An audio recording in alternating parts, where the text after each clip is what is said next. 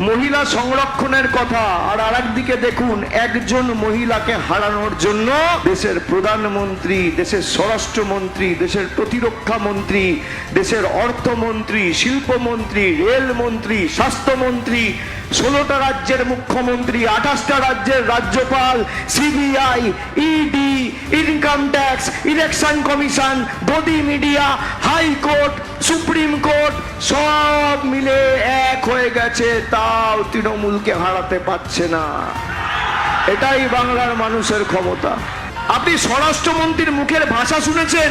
একজন রাজ্যের নির্বাচিত মুখ্যমন্ত্রী, আপনার ভালো লাগুক খারাপ লাগুক, মানুষ নির্বাচিত করেছে।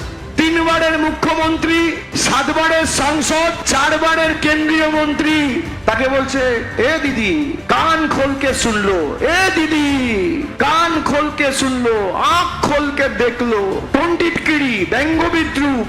আমি স্মরণ করিয়ে দিই স্বরাষ্ট্রমন্ত্রীকে, একই ভুল দেশের প্রধানমন্ত্রী 2021-এ করেছিল। দিদি, ও দিদি, বিজেপির অশ্বমেধের ঘোড়াটা কিন্তু 70-এ আটকে গেছিল, এবার 50ও পার হবে না।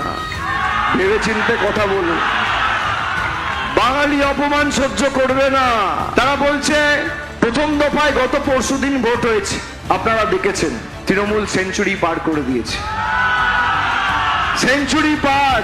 আর বাকি 29 তারিখে তো ডবল সেঞ্চুরি পার হয়ে 225-30-এর দিকে এগোবে।